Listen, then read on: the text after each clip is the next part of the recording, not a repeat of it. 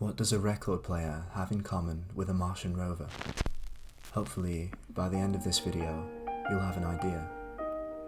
We're going to look at a modern scientific technique that, in principle, works similarly to a stylus scanning over a record. However, imagine if the stylus were 10,000 to 100,000 times smaller.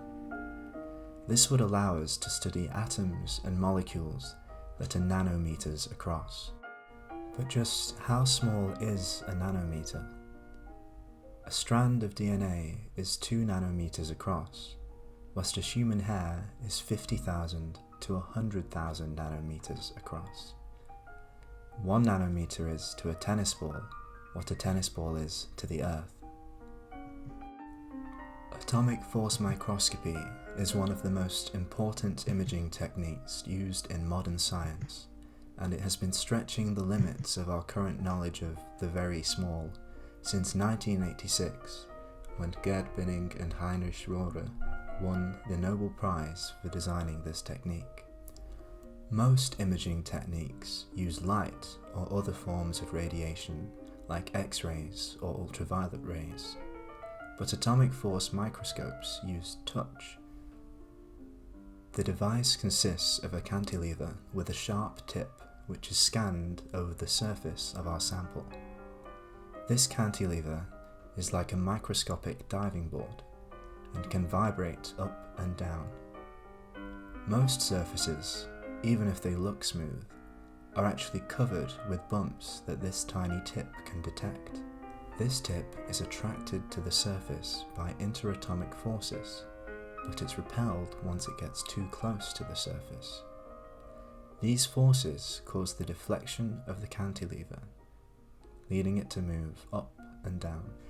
The motion of the cantilever is tracked by the reflections of a laser beam that bounce off it and into a detector.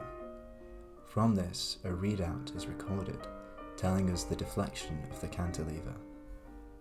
The cantilever is pulled forwards and backwards along the surface, like a lawnmower across a lawn, monitoring deflection along each line. This information creates a map of the surface. However, unlike a lawn, the surface of our sample is far from flat. Large bumps can damage the tip of our cantilever. But what happens if you get to a really large bump on the sample's surface? So that we don't damage the sample or the tip, we usually use a feedback loop.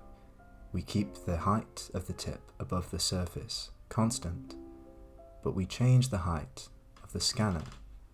Unlike many other imaging techniques, atomic force microscopy doesn't need a vacuum. We can use it in air, and we can even use it to image liquids.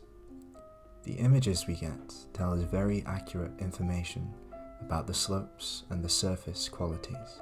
By using different types of tip, we can also measure surface charge, magnetism, and even the composition of the substrate, that is, what's it made out of.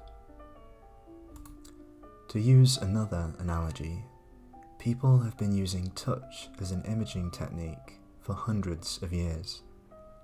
Blind people are able to read in Braille by scanning their fingers over a surface and processing the topological information, in a similar way as visual readers process light particles bouncing into their retinas.